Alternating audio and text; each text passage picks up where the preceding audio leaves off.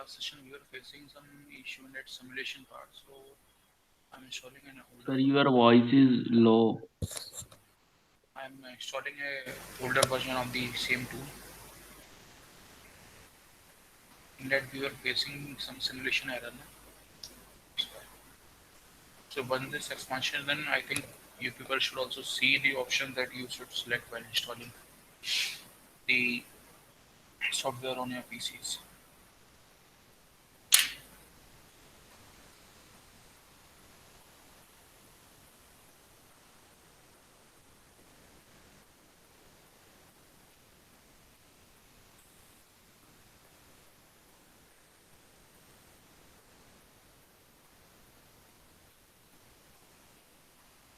I think it should not take them more 5 minutes.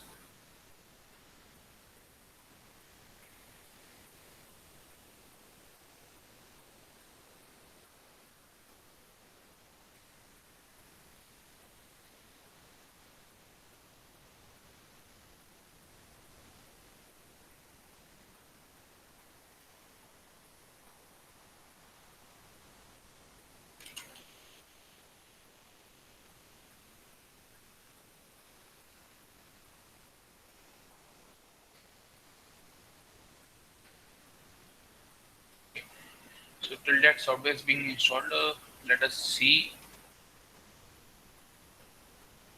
some coding structure.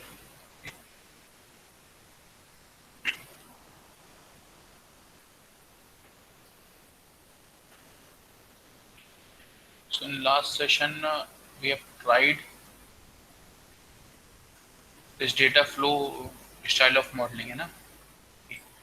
So let's see today about this behavioral style of modeling.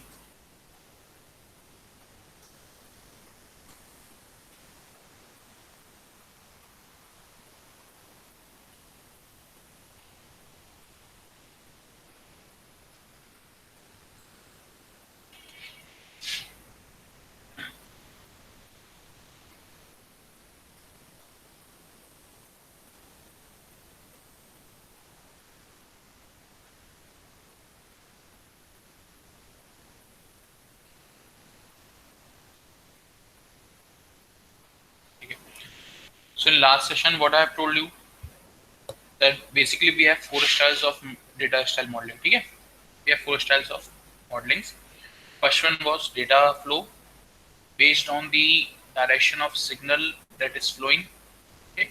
Second one was behavioral based on your truth table or input output combinations. Third one was your structural depending on interconnection of components being used. And fourth one was mixed style.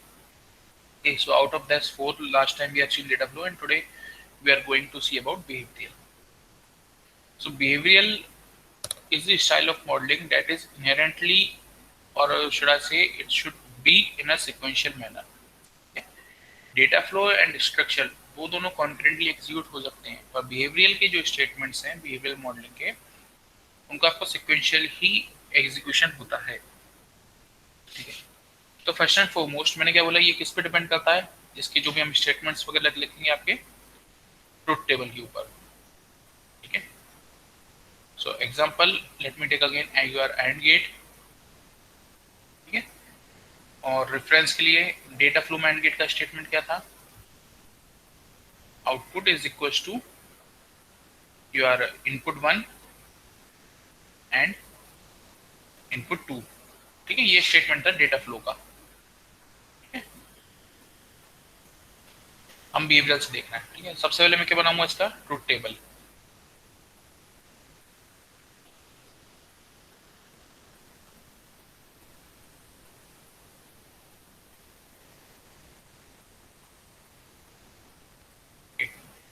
This is my input A, input B, and this is my output C. इनकी possible values 0 0 0 1 1 0 1 1 0 0 0 and 1. अब behaviour में क्या होता है, behaviour में आपके होते हैं किसके बेस पे मैंने बोला, इनपुट आउटपुट के कॉम्बिनेशन पे. ठीक है, तो यहाँ पे हम स्टेटमेंट्स यूज करते हैं आपके इफ एल्स स्टेटमेंट्स. यहाँ पे हम इफ एल्स स्टेटमेंट्स को यूज करते हैं, इनके थ्रू हम यहाँ पे कोडिंग लिखते हैं. अब जैसे मैं इसकी कोडिंग लिखने जाऊंगा तो क्या लिखूंगा मैं, if a is equals to 0 and b equals to 0 then c equals to 0। इसी टाइप से लिखाएगा स्टेटमेंट थ्योरेटिकली स्पीकिंग, ठीक है। देन सेकंड वाले का क्या होगा, else if a is equals to 0 b equals to 1 then c equals to 0, else if a equals to 1 b equals to 0 c equals to 0, ठीक है। else a equals to 1 b equals to 1 c equals to 1, ठीक है। और यहाँ पे ये खत्म हो जाता, इस टाइप का इसका स्ट्रक्चर होता है।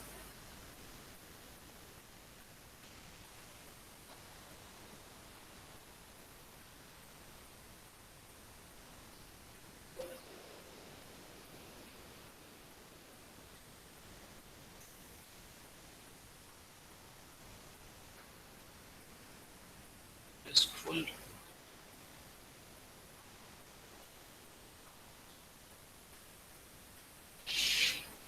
चल तो रहा है सेटअप सही साथ।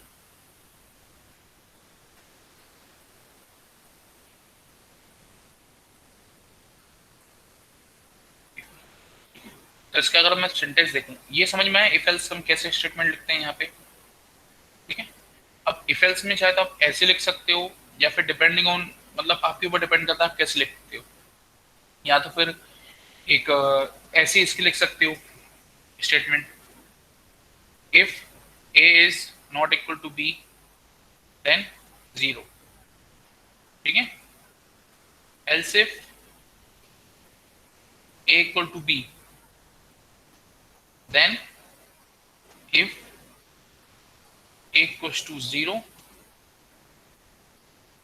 then c equals to 0, else b equals to 1 then c equals to 0।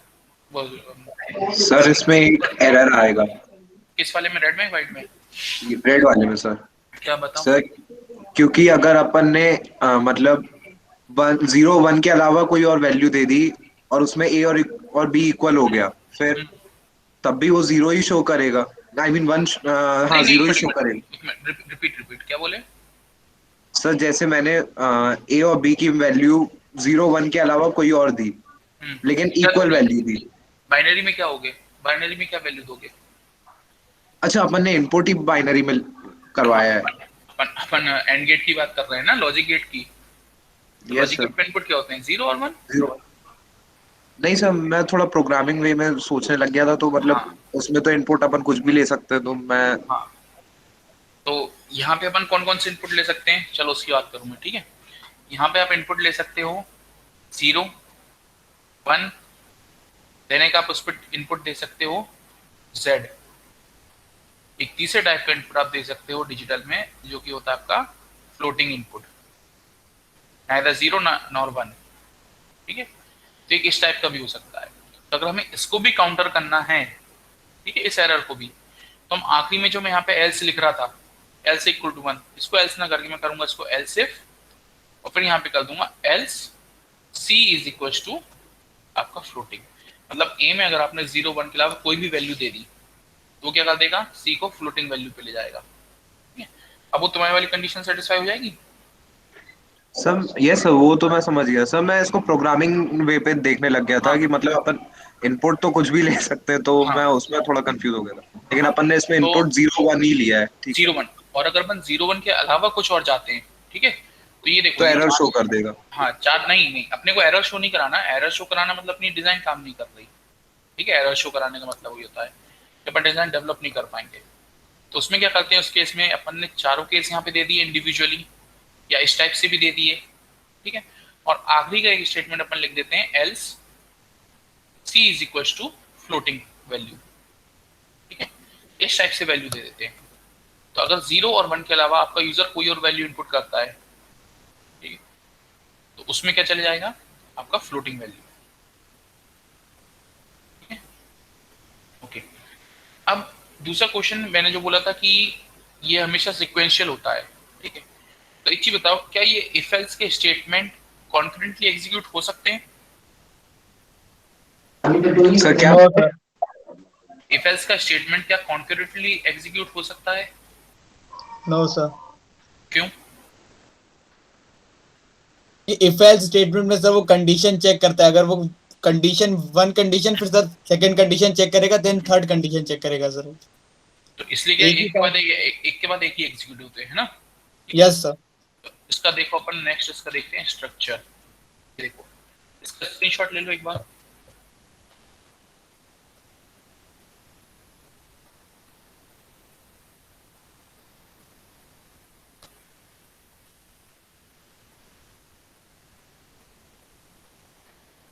इसका स्क्रीनशॉट ले लिया?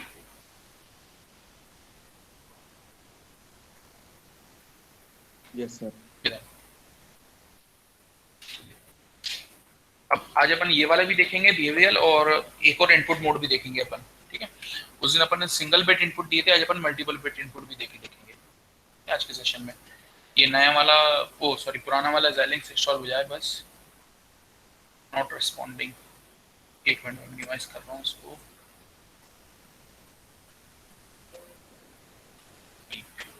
क्यों नॉट रिस्पॉन्डिंग हो रहा है?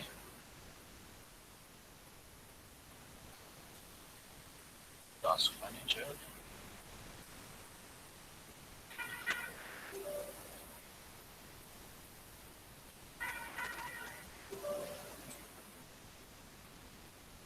setup.exe,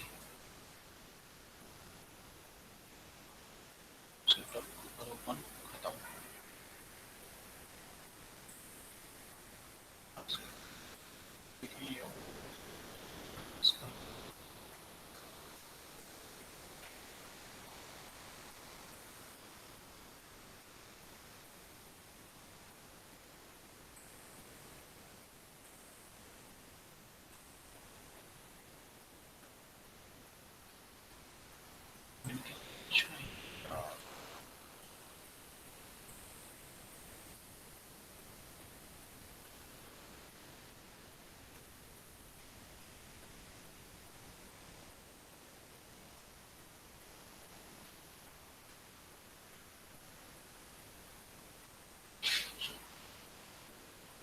शायद अगर इंस्टॉल हो गया होगा।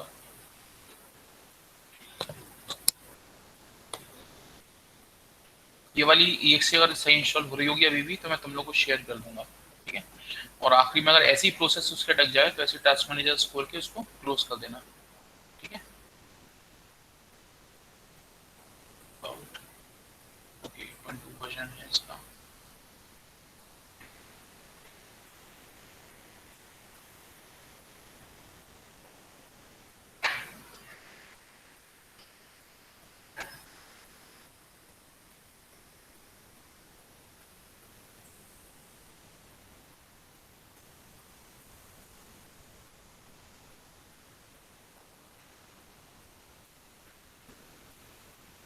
रन करा है इसको, कि ये सही रन हो रहा है, बस बढ़िया। इसको डेस्कटॉप पे डाल दो। Xilinx के पुराने वर्जन के साथ ही प्रॉब्लम, ये आखिरी में आके अटकता है हमेशा। उसको तो चला के नहीं देखो, समझ में नहीं आता कि सही इंस्टॉल हुआ है कि नहीं हुआ है।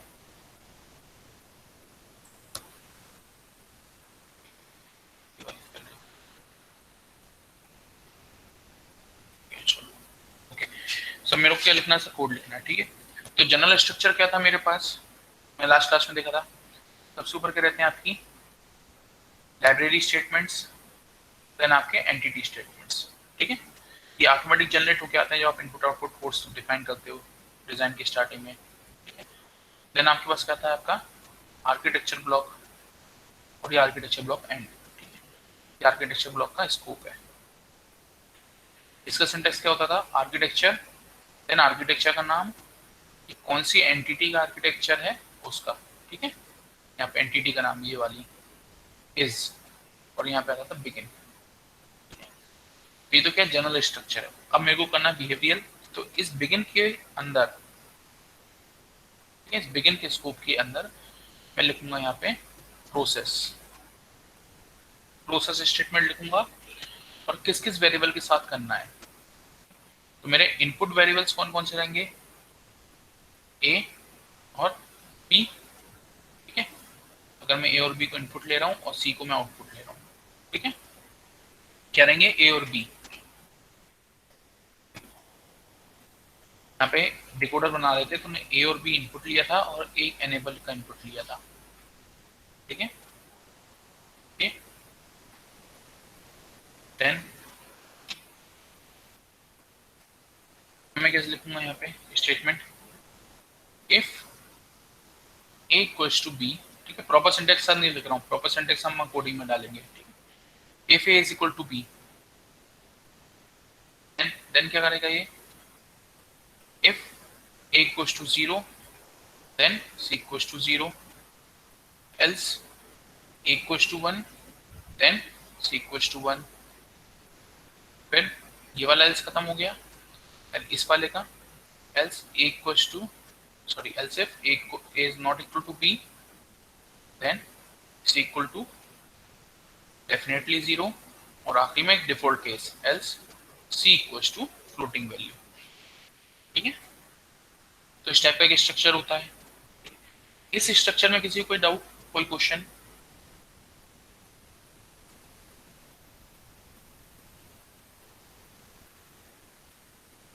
तो जो मैंने लिखा है अभी उतने में, फिर मैं कोडिंग पे आऊं।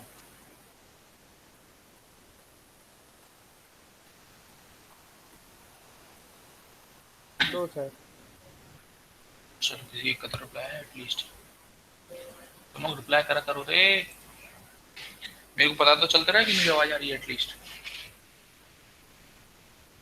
तो मैं कोडिंग पे आ रहा हूँ, इनको एक साथ पढ़ता हूँ अगेन। अब आज की जो कोडिंग है बिल्कुल एक एक स्टेप वाइज कर रहा हूँ, ठीक है, पूरा एक्सप्लेन करते हुए डिटेल में, ठीक है। कि आज मेरे पास अभी टाइम भी है, आधा घंटा है मेरे पास, 35 मिनट है। मैं बहुत डिटेल में जितनी डिटेल आ सकता हूँ तो डिटेल में जाकर करूंगा एक एक पैरामीटर। तो बिल्कुल ध्यान से समझना, जिस स्टेप पे आपको क्वेश्चन आए उस स्टेप पे मेरे को रोक के पूछ लेना। कर लोगे ऐसा, ठीक है? Yes sir. Yes sir. आया क्या यहाँ पे? एंट्री ली क्या किसी ने? सबसे पहली स्टेप, फाइल न्यू प्रोजेक्ट। ये मैं लैब की फाइल में एक पहला क्वेश्चन यही रहेगा आप लोगों का, ठीक है, कि राइट डाउन द स्टेप्स। ये आपका पहला एक्सपेरिमेंट होना चाहिए फाइल का। Write down the steps to simulate a design in your VHDL, ठीक है, सॉरी इन ISE, ठीक है, यूजिंग VHDL। सबसे पहले फाइल न्यू प्रोजेक्ट, प्रोजेक्ट का नाम बेसिक एड्स,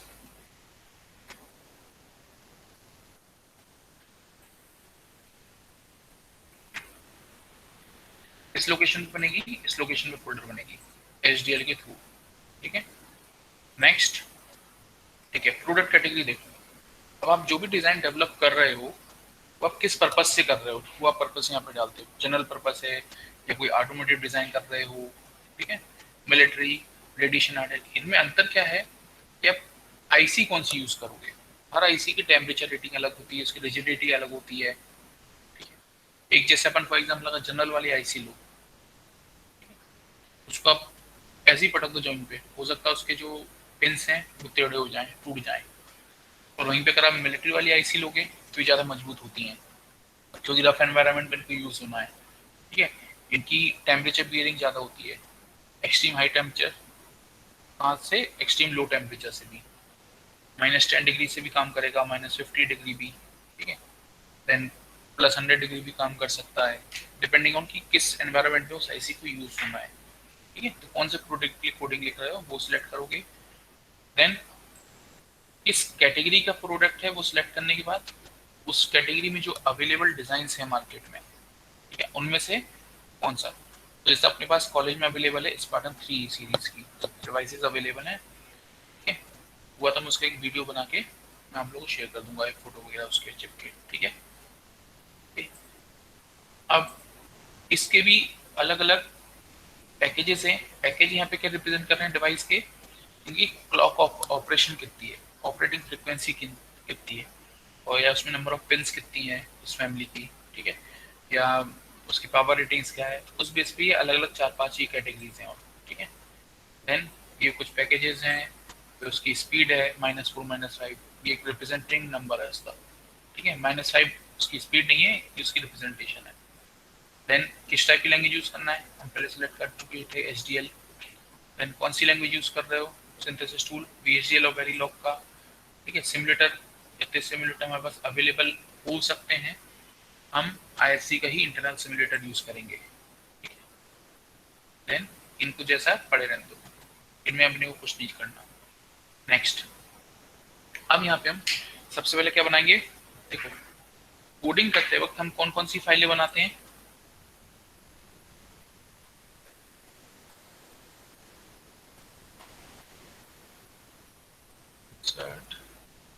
कहाँ गया,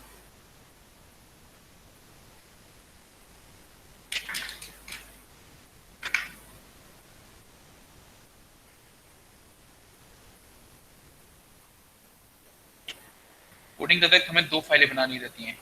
एक हमें बनानी रहती है PHDL मॉड्यूल,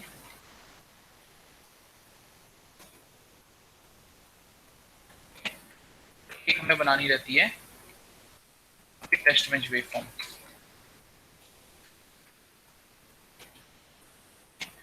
ये दोनों फाइलें हम क्रिएट करते हैं। इसके साथ एक ऑटोमेटिक फाइल कौन सी क्रिएट होकर आती है आपके पास, RTL व्यू, क्योंकि बेसिकली आपका रहता है स्कीमेटिक व्यू रहता है, आपका कौन सा कंपोनेंट कहाँ पे प्लेस्ड है आपकी IC के ऊपर और कैसे वो इंटरकनेक्ट हो रहे हैं, ठीक है। तो ये स्ट्रक्चर दिखाता है RTL व्यू, ठीक है। ये आपके ऑपरेशन बताता है, टेस्ट वेवफॉर्म आपकी रिजल्ट इनपुट आउटपुट के रिलेशन बताता है, और RTL व्यू आपका स्कीमेटिक बताता है, ठीक है। तो 3 चीजें हम यूज करते हैं। सबसे हम क्या बनाएंगे इसका VHDL, ठीक है। तो इधर आया, मैं सिलेक्ट किया VHDL मॉड्यूल। देन इसके कुछ कुछ नॉमेनक्लेचर थे, हमने लास्ट सेशन में आप लोग को बताए थे, क्या कहते हैं। पहला, स्पेशल सिंबल कौन सी यूज करोगे, अंडरस्कोर करना है, ठीक।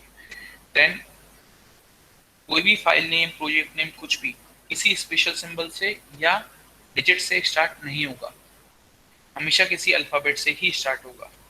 तीसरा, ये केस सेंसिटिव लैंग्वेजेस हैं, ठीक है, दिस इज केस सेंसिटिव। अब मान लो मैं भी कौन सा बना रहा हूँ, मैं बना रहा हूँ मान लो एंड गेट, एंड गेट बना रहा हूँ, अपन डेटा फ्लो में वही बनाया था, एड टू प्रोजेक्ट यस और नेक्स्ट, ठीक है। आर्किटेक्चर नेम क्या दे दूं मैं इसका,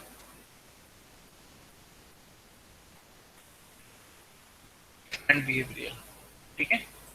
कोट्स में दे रहा हूँ इनपुट 1, इनपुट 2, आउटपुट 1।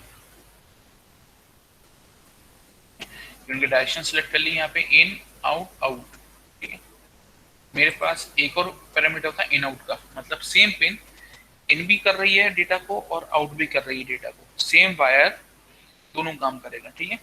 तो हम एक आधा एग्जांपल में उस पर भी आएंगे, ठीक है। फिलहाल to keep it simple, get out, next, ठीक है। समरी, जो अभी तक हमने ऑप्शन सेलेक्ट करे थे, एंटिटी नेम, आर्किटेक्चर नेम और जो कोड्स हमने लिए, ठीक है। I1 इन टाइप का है, I2 भी इन है और O1 आउट टाइप का है, ठीक है।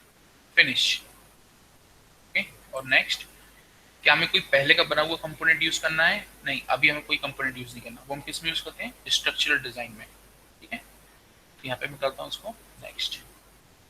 ये पूरी समरी कंप्लीट, डिवाइस सिलेक्शन से लेके आखिरी तक की, और फिनिश।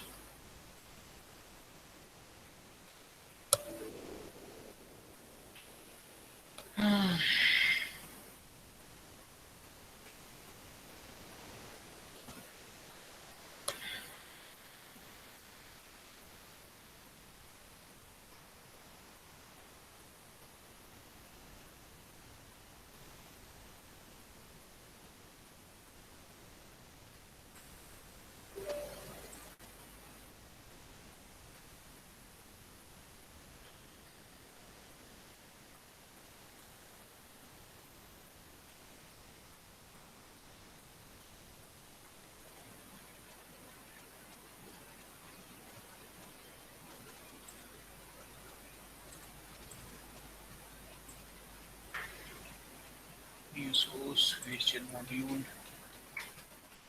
and gate 1 into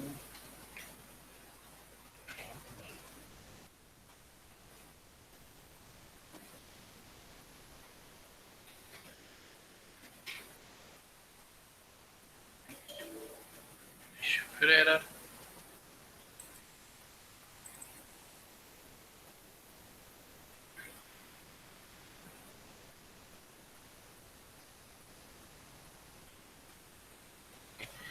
तो देखो सबसे पहले खुल गई मॉड्यूल, ठीक है। देखो इतना पार्ट ऑटोमेटिकली जनरेट होके आ रहा है, ठीक है, लाइब्रेरी का, देन आपका एंटिटी डिक्लेरेशन का, देन आर्किटेक्चर का ब्लॉक। तो यहाँ पे देखो सबसे पहले यहाँ पे 4 स्टेटमेंट में क्या क्या हो रहा है। यहाँ पे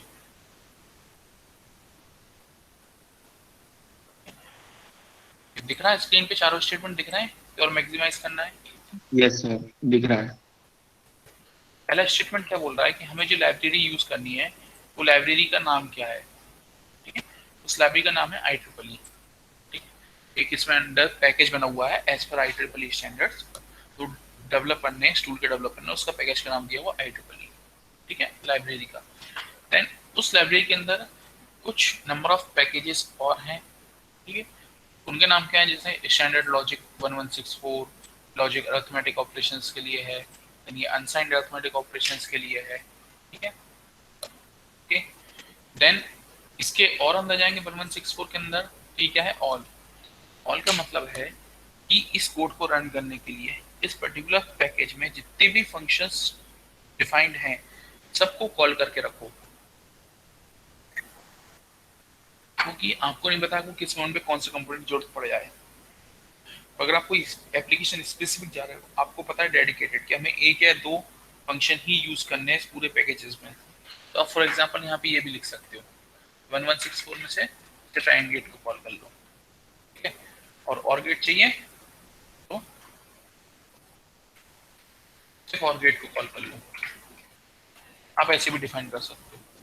सिर्फ डिफरेंस कितना है दोनों मेथड में कि अब एंड और के अलावा अगर आपको नॉट यूज करना है, आप नॉट यूज नहीं कर सकते, तो सिर्फ आपने एंड और को कॉल किया जो पहले से प्रीवियसली डिफाइन थे उनमें से, ठीक है। उसी ऐसा अगर हम करते हैं तो बेनिफिट हमें क्या रहता है कि हमारी जो मेमोरी रिक्वायरमेंट है, मेमोरी रिक्वायरमेंट हमारी बहुत कम रहती है, हमारी मेमोरी रिक्वायरमेंट कम हो जाती है, ओके।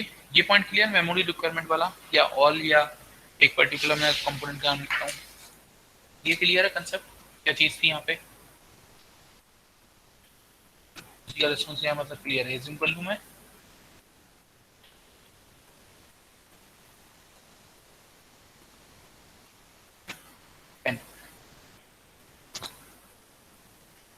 ये मेरी एंटिटी, ठीक है। एंटिटी का स्ट्रक्चर हम लोगों ने पहले ही देखा था, ठीक, कैसा रहता है, एंटिटी कीवर्ड, देन आपके एंटिटी का नाम जो आपने स्टार्टिंग में दिया था, उसके जो पोर्ट्स दिए थे और उनके टाइप, ठीक है, और एंड एंटिटी। तो एंटिटी हमने क्या करी, डिक्लेयर कर दी, ठीक है। अब अगर मैं इसको यहाँ पे सेव कर दूं और इसको मैं सिंथेसाइज करता हूँ, यहाँ पे मैंने किया इसका सिंटेक्स चेक,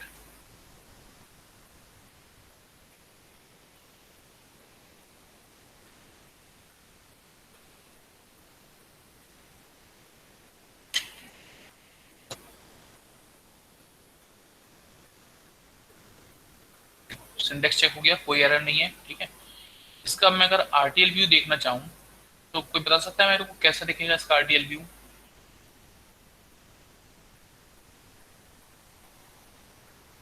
इसके स्कीमेटिक व्यू में क्या दिखेगा मेरे को बताओ।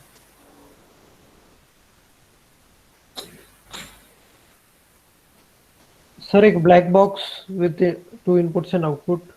ठीक है, और उसके अंदर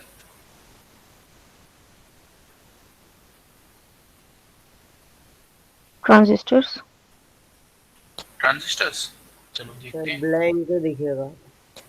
क्यों ब्लैंक क्यों दिखेगा? सर अभी अपन ने कमांड कहाँ दी है? कमांड नहीं मतलब अपने उसका आर्किटेक्चर डिफाइन किया, अपन ने एंटिटी तो डिफाइन कर दी उसकी, तो देखो 2 इनपुट 1 आउटपुट, अंदर आर्किटेक्चर अपन ने उसका डिफाइन ही नहीं किया है अभी, ठीक है। तो अब अगर मेरे को आर्किटेक्चर उसका डिफाइन करना है तो डेटा फ्लो में तो मैं क्या लिख रहा था, सिंपल ऐसे लिख देता अगर डेटा फ्लो का स्टेटमेंट होता तो O1 signal flow, signal assignment operator I1 and I2 और ये terminate control x x index.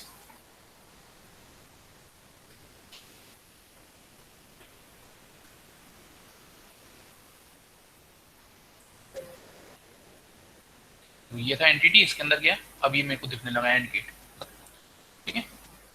ये किस केस में था, डेटा फ्लो के केस में, ठीक है। अब मेरे को क्या करना है, डेटा फ्लो की स्टेटमेंट नहीं लिखना, ठीक है, इसको मैं कर दे रहा हूँ कमेंट, ठीक है। डबल डैश जो होता है वो कमेंट यूज करने के लिए होता है, कमेंट रिप्रेजेंट करने, डबल डैश, ठीक है। जैसे मेकल सीडल प्लस में अपन फॉरवर्ड स्लैश यूज करते हैं, क्या यूज करते हैं सीडल प्लस सी में, याद है किसी को, मेकल फॉरवर्ड Yes. स्लैश यूज करते हैं, फॉरवर्ड स्लैश और स्टार, है ना, Yes, sir. Slash and asterisk. Yes, sir. ये है ना, एस्ट्रिक्स ये यूज करते हैं ना, तो अंदर के स्टेटमेंट और ये कमेंट क्लोज, ऐसे ही ना। Yes, sir. Yes, sir. यहाँ पे क्या होता है कि केवल अपन सिंबल यूज करते हैं कमेंट स्टार्ट करने के लिए, और जैसे ही अपन एंटर दबाते हैं, ठीक है, कमेंट के एंड पे फिर से नॉर्मल लाइन रहती है। अगर आपको दूसरा कमेंट लिखना है तो आपको अगेन डबल डैश लगा के लिखोगे, ठीक है। सिमिलर टू सी, कमेंट का कोई इम्पैक्ट नहीं होता कोडिंग के ऊपर, कमेंट सिर्फ एक्सप्लेनेशन के लिए होते हैं, ठीक है।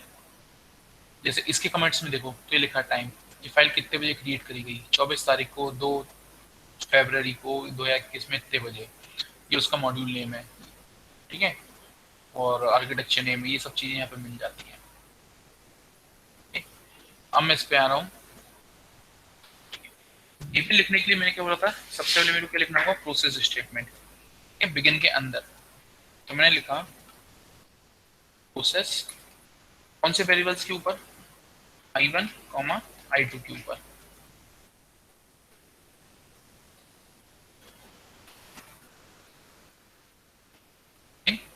और इसका एंड, एक प्रैक्टिस कर लो ये बिगिन और एंड एक साथ लिखने वाली, एक बार में लिख के छोड़ दो तो एरर होने के चांसेस कम हो जाते हैं। इसके अंदर मैं क्या लिखूंगा, अब मैं लिख रहा हूँ ये वाले स्टेटमेंट से, इनसे चल रहा हूँ, ये वाइट वाले से, ठीक है। एक एक ट्रुथ टेबल की एक एक पैरामीटर को लेके हम चलते हैं, ठीक है। मैं लिख रहा हूँ if I1 is equals to 0 and I2 is equals to 0, then C is equals to, हो जाएगा C equals to 0, ठीक है। निकाल देता हूँ सिग्नल असाइनमेंट ऑपरेटर, ठीक है। यहाँ पे क्या था, यहाँ पे हमें उसकी वैल्यू चेक करनी थी, ठीक है, इसकी वैल्यू क्या है, और यहाँ पे हम उसकी वैल्यू असाइन कर रहे हैं, ठीक है। मैं लगा इस पे दोनों पे ब्रैकेट, और ये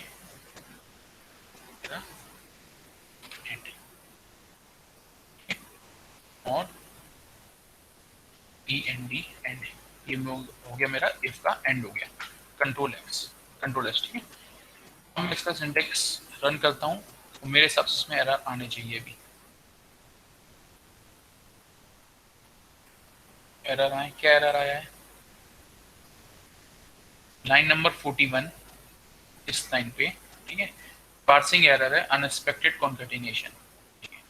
तो यहाँ पे क्या हो रहा होगा, इसका मतलब क्या होगा, इस एरर का मतलब इस स्टेटमेंट में कुछ गड़बड़ी है, इस स्टेटमेंट में कुछ गड़बड़ी है, बताओ क्या हो सकती है।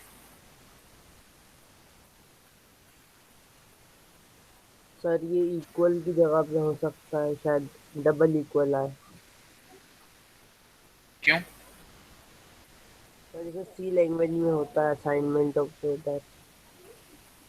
और एक कंपेरेटर होता है।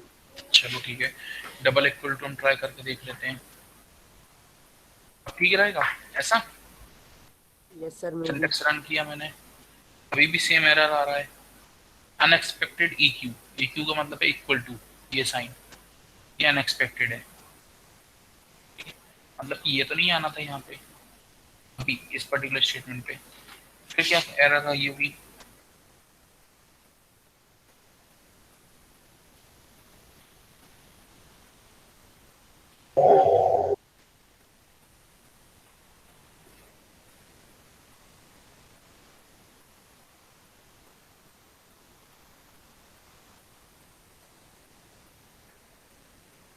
हम्म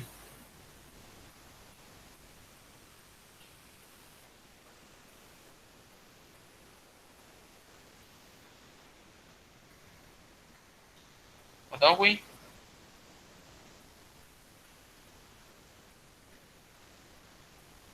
देखो डबल इक्वल टू तो नहीं आना, सिंगल इक्वल टू आना है, ये तो हमें पक्का हो गया। फिर क्या एरर रही होगी,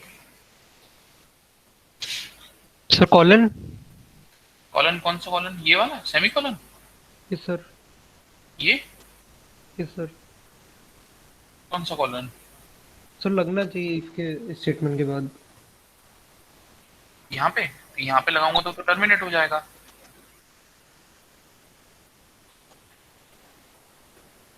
देखो सबसे पहली चीज क्या है, स्टार्टिंग में किसी ने पूछा था कि वो जो वो 0 1 की जब बात कर रहे थे कि थर्ड वैल्यू आएगी तो, ठीक है, मेरे को यहाँ पे नाम नहीं दिख रहा जिसने पूछा था, यहाँ पे वही किस्सा है। अभी क्या है, ये जो 0 है या ये जो मैं 1 दे रहा हूँ, अभी ये न्यूमेरिकल 1 है, ठीक है, पर मैं बात किस पे कर रहा हूँ, पिन पे मैं क्या दूंगा, सिग्नल्स, और सिग्नल किस टाइप के होने चाहिए, बाइनरी, इनको मेरे को बनाना पड़ेगा बाइनरी सिग्नल्स, वो ऐसे रिप्रेजेंट होते हैं, ये और एक ये। सिमिलरली यहाँ पे भी होगा, पर हम पहले सी यू सिंटेक्स करके देख लें। लाइन नंबर 41 पे अभी भी एरर है, अनएक्सपेक्टेड कॉन्कैटिनेशन, ठीक है। अब क्या बोल रहा है ये कि ये जो एंड यूज किया है ये अनएक्सपेक्टेड है, ठीक है, पार्सिंग एरर अभी भी बचा है और इसका बचा है, ठीक है? तो मैं क्या करूं यहाँ पे,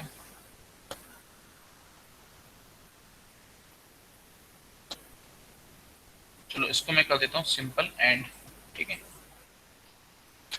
ए एंड डी एंड, इसको करा सेव, इसको करा चेक सिंटेक्स, कितने एरर आए, अब ये एक लाइन आगे बढ़ गया, ये लाइन रिजॉल्व हो गई। Line number 42 undefined symbol C, क्यों अनडिफाइंड है, क्योंकि हमने यहाँ पे आउटपुट के लिए क्या लिया था O1, यहाँ पे हम ले रहे हैं सी। तो इसको रिजॉल्व करने के दो तरीके हैं, या तो मैं यहाँ पे O1 कर दूं या यहाँ पे मैं इसको सी डिफाइन कर दूं, कुछ भी कर सकता हूँ मैं। तो फिलहाल मैं इसको सिंपल यहीं पे O1 कर रहा हूँ, अगेन सेव, और फिर से चेक सिंटेक्स। अब क्या बोल रहा है ये, line number 44 unexpected and expecting if, ठीक है, मतलब यहाँ पे जो एंड आया है वहां पे इस इफ का एंड एक्सपेक्ट कर रहा था, इसको इसका इफ का एंड नहीं मिला, यहाँ पे एंड इफ, इस टाइप का स्टेटमेंट अगर मैं यहाँ पे कर देता हूँ, टर्मिनेट एंड कर दिया उसको मैंने, ठीक है, इसको भी टर्मिनेट करता हूँ मैं, ठीक है, again save, again check syntax. अब क्या रहा लाइन नंबर 44 पे, अनएक्सपेक्टेड सेमीकोलन और एक्सपेक्टिंग प्रोसेस, जैसे कि इफ को एंड करा था हमने, ठीक है, एंड वाले स्टेटमेंट देखो बाय डिफॉल्ट जो आ रहा था, आर्किटेक्चर में भी आर्किटेक्चर का नाम था, इफ में भी हमें क्या लगाना पड़ा, एंड इफ, तो इस एंड पे भी हम क्या लगाएंगे, प्रोसेस का है एंड प्रोसेस, ठीक है, सेव चेक सिंटेक्स, कोड हमारा सक्सेसफुली कंपाइल हो गया, ठीक है। अब अगर मैं इसका आरटीएल व्यू देखने जाऊं तो एंटिटी तो ऐसी दिखेगी पर अंदर मेरे को कुछ तो दिखेगा, ठीक है, लेट्स सी क्या दिखता है।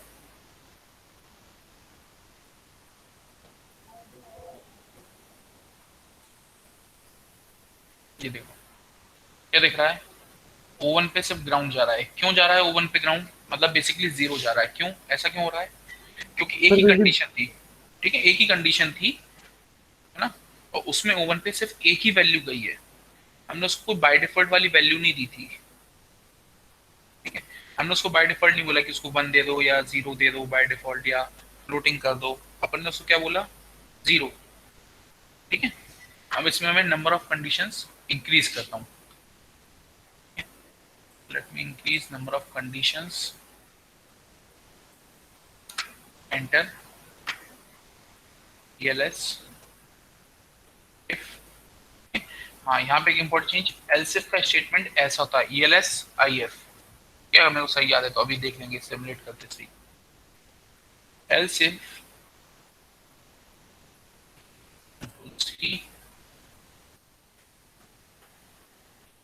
मैं कौन सा केस ले लूं, ये तो मेरा 0 0 का केस हो गया था, देन 0 1।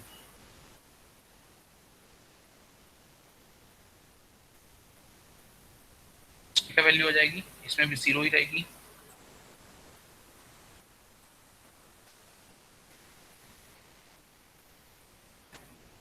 इसी वैल्यू क्या थी मेरी, 0 1 और 0। यहाँ पे क्या थी, 1 एंड 1 पे ये क्या हो जाता मेरे पास, एंड इफ। यहाँ तक ठीक है, ठीक है। अब क्या इसमें कोई एरर आ सकता है क्या इस कोड में मेरे पास, बताओ, क्या यहाँ पे कुछ एरर आ सकता है? Sir, else. एल्स, मैंने एल्सिफ डाला है तो एल्स डाला जरूरी है क्या? नो सर, नहीं आएगा। चलो, कोई कोई बोल रहा आएगा, कोई आएगा नहीं आएगा, देखते हैं। ग्रीन टिक तो लग गया, और कमेंट क्या आया है, नहीं आया। क्यों? क्योंकि इसने अभी जितनी हमने कंडीशन दी थी सब कुछ ठीक था।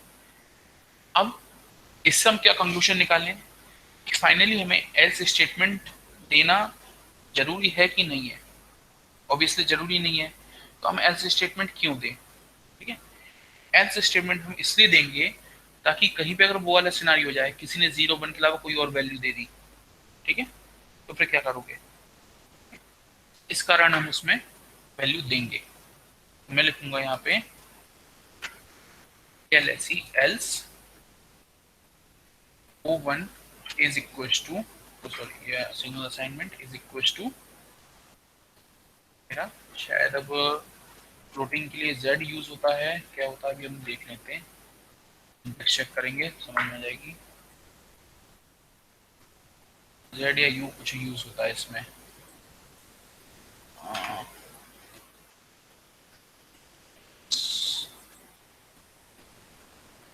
ओके, सो अनडिफाइंड के लिए यहाँ पे X यूज हो रहा है, जैसे हम KMap वगैरह में यूज करते थे, ठीक है। Control X, again check syntax, RTL schematic देखता हूँ। देखो डेटा फ्लो का तुम लोग को याद है कैसा दिख रहा था, ठीक है, कि एंड गेट दिख रहा था। इसमें देखो, इसमें क्या आ रहा है, अंदर एक और ब्लॉक आ रहा है। अब ये जो ब्लॉक आ रहा है इसको हम बोलते हैं लीफ, LEAF। जो तुम लोग बाय चार्ट में तुम लोग ने देखा होगा, लीफ था, सेल था, ट्रांजिस्टर था, ये वो चीजें, ये होती लीफ। अब मैं इसको अंदर जाता हूँ तो ये रहा उसका लॉजिक, ठीक है। अब ये उसका लॉजिक बना हुआ है किसके अकॉर्डिंग, ये इसके अकॉर्डिंग, ठीक है। और वो लीफ क्यों दिखा रहा था हमें, लीफ इसलिए दिखा रहा था क्योंकि यहाँ पे हमने प्रोसेस स्टेटमेंट यूज किया था, ये वाला, ठीक है? ये मैंने प्रोसेस स्टेटमेंट यहाँ पे यूज किया था, इस कारण वो लीफ दिखा रहा था, ठीक है। तो इससे मैं एक चीज ये कंक्लूजन में निकाल सकता हूँ कि मैं एक ही आर्किटेक्चर के अंदर more than one process statement भी यूज कर सकता हूँ, ठीक है। अब अगर मैं एक से ज्यादा प्रोसेस स्टेटमेंट यूज कर रहा हूँ तो मेरे को उसके लिए कोई आइडेंटिफायर भी चाहिए होगा, ठीक है। अगर मैं स्टैंडर्ड फॉर्मेट देखूं इसका, तो ये देखो, इस बिगिन प्रोसेस के बाद प्रोसेस तो लिखा था। अब अगर मेरे को आइडेंटिफायर चाहिए तो मेरे को इस प्रोसेस का, जो ये प्रोसेस थी, ठीक है, इस प्रोसेस का कुछ नाम देना पड़ेगा, ठीक है। इस प्रोसेस का नाम मैं क्या दूं बताओ, या कैसे दूं मैं, कैसे इसको आइडेंटिफाई करूं?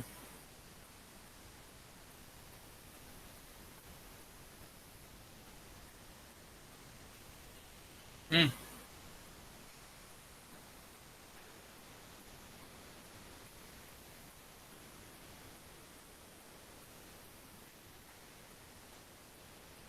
बताओ।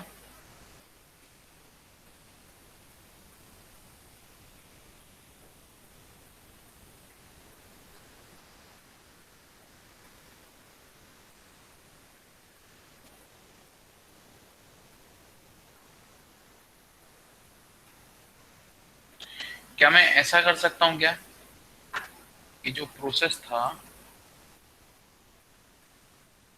मैं यहाँ पे कॉपी पेस्ट कर रहा हूँ, I1 I2 साथ ही चलूंगा, ठीक है, ये एक और मेरी प्रोसेस हो गई। और यहाँ पे मैं ले रहा हूँ if I1 equals to I2, then कौन सा इंस्ट्रक्शन सेट ले रहा हूँ मैं अब, ये वाला, ठीक है। अगर दोनों इक्वल थे तो गारंट दोनों इक्वल थे, सॉरी नॉट इक्वल थे, तो गारंटी क्या आना था, 0, ठीक है, 0 0 1 1 का केस था। तो इसको मैंने किया, this is not equals to I2, then this is 0। इतने को भी मैं हटा देता हूँ यहाँ से। सिंटैक्स देखते हैं क्या स्टेटमेंट सही है, नहीं, unexpected symbol. Let's see now,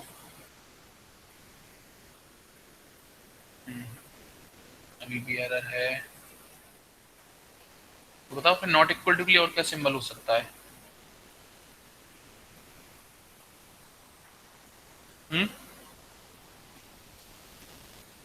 tilde भी यूज कर लिया, एक्सक्लेमेशन भी यूज कर लिया, और क्या यूज कर सकता हूं मैं?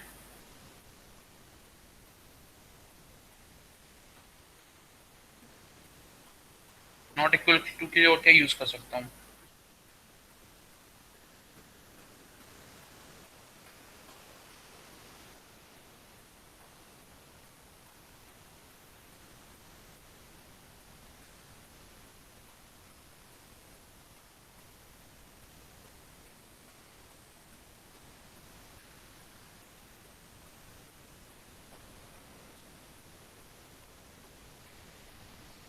बताओ भाई कोई।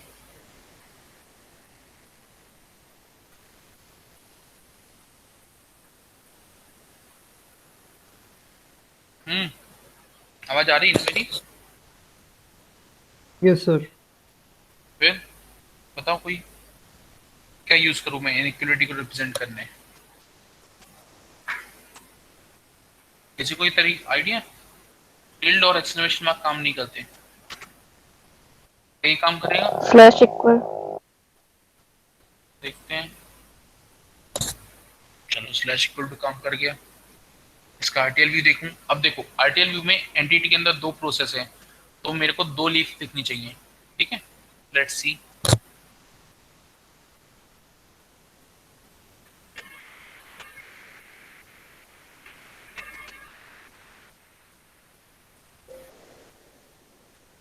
एंटिटी के अंदर 2 लीफ हैं, ओके 2 लीफ हैं। कौन कौन सी हैं? एक ये O1 है, एक ये वाली लीफ है, ठीक है, और एक ये वाली लीफ है, I1 I2 N0, ठीक है। तो यहाँ से अगर हम मैच करेंगे तो कौन सी है? दोनों में I1 I2 के इनपुट जा रहे हैं, ठीक है। और जो सेकंड वाली एंटिटी है उसमें सिर्फ एक ही ऑपरेशन है, और कोई भी वैल्यूज रहे हमेशा ये नॉट इक्वल टू की एक ही है, तो ये रही मेरी सेकंड वाली, ठीक है। अब इसके अंदर मैं अगर जाके देखूंगा तो देखो जैसा पहले वाला केस था, जो पहले था, मैं इसमें और स्टेटमेंट्स जोड़ रहा हूँ। So let me take this,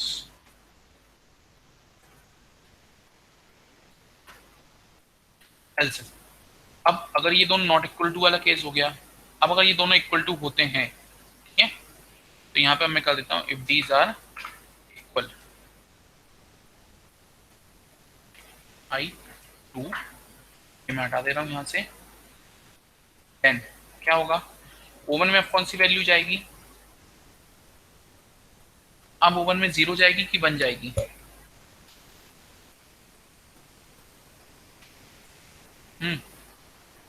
बताओ। नॉट इक्वलिटी वाला केस अपन देख चुके हैं।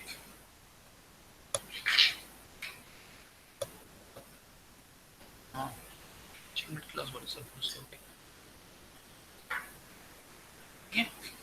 अब इक्वलिटी वाले केस में क्या हो रहा था, if A equal to B, अगर ए की वैल्यू 0 है तो सी की वैल्यू क्या हो रही है 0, अगर ए की वैल्यू 1 है तो सी की वैल्यू क्या हो रही है 1।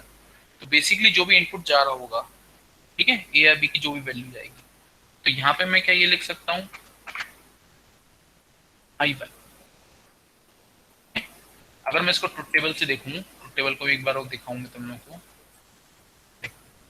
पहले क्या था, नॉट इक्वल टू वाले केस थे, ये 0 1, ठीक है,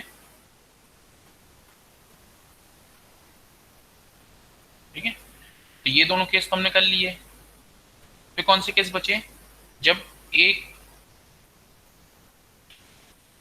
में a इक्वल टू बी था, मतलब कि a equal to B equal to 0 और दोनों की वैल्यू जब क्या थी 1, ठीक है।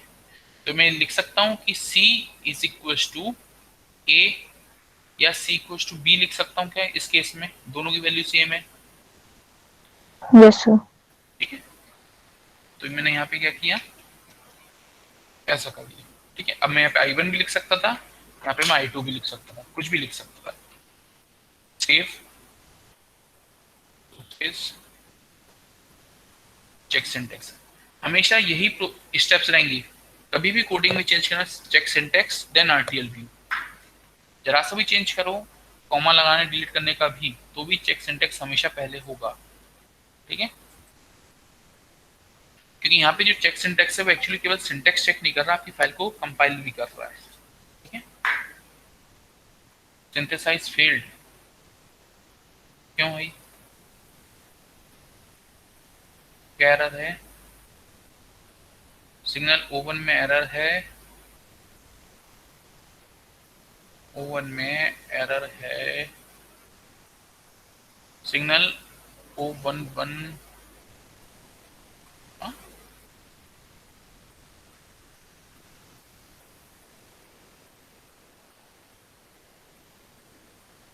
सिग्नल O11 ये कहाँ पे यूज किया हमने देखा कोडिंग में, इस लाइन पे दिख रहा है,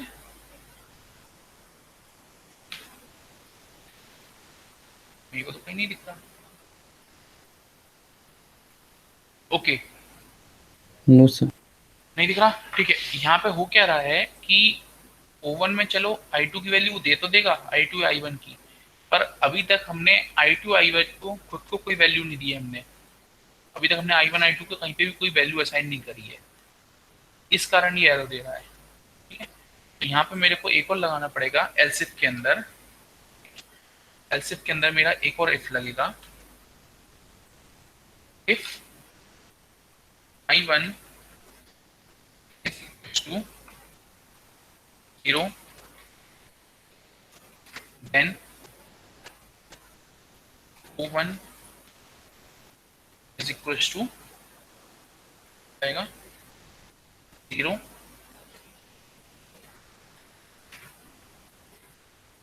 else if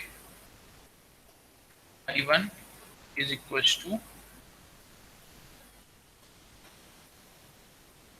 1 then O1 is equals to 1 और यहाँ पे ये वाला एंड है, इस वाले IF को मैंने एंड किया है, देन इस वाले IF को भी कर दिया और प्रोसेस को भी कर दिया, दूसरी वाली और ये दूसरा architecture, then again control S. अब चल जाना चाहिए इसको, कंपाइल सक्सेसफुली, आरटीएल स्कीमेटिक,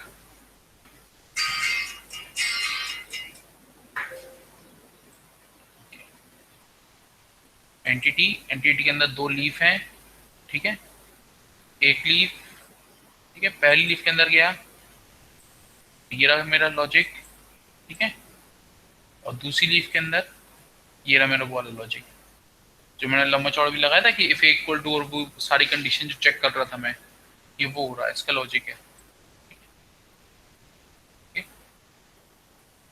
तो इस टाइप से RTL व्यू जनरेट होते हैं आपके।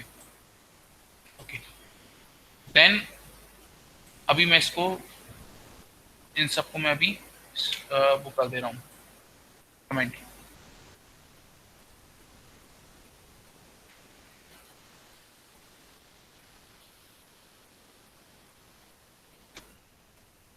मेरे को टेस्ट बेंच वेव फॉर्म भी बनानी है इसलिए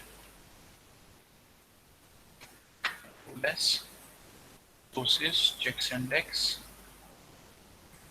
RTL स्कीमेटिक। ये कोडिंग समझ में आया, कोडिंग का स्ट्रक्चर यहाँ तक समझ में आया। इसमें किसी कोई क्वेश्चन तो मैं इसको सिमुलेशन पे चलूँ आगे। सिमुलेशन पे पढ़ूँ मैं?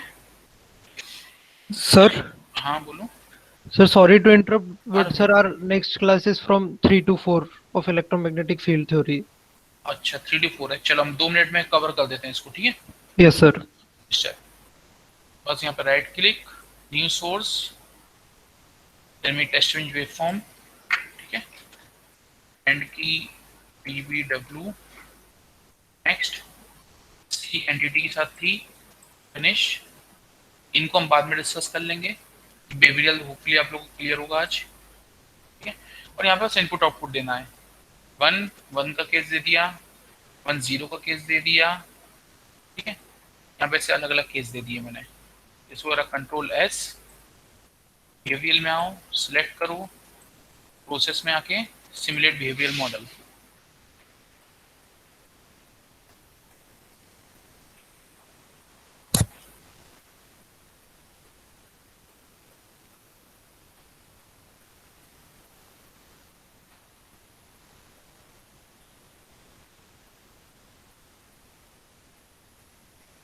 अभी इस टाइप से आपकी आउटपुट जनरेट हो गई, ठीक है?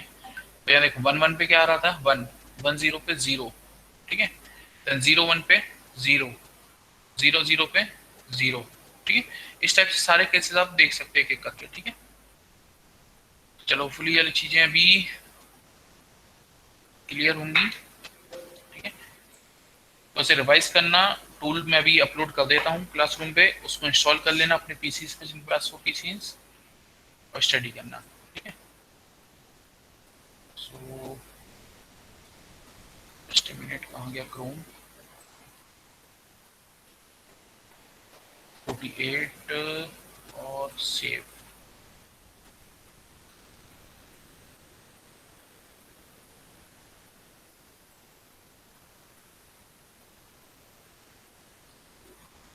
एक मिनट अटेंडेंस ले लूँ, एक मिनट को लिए मत करना भी बेटा है,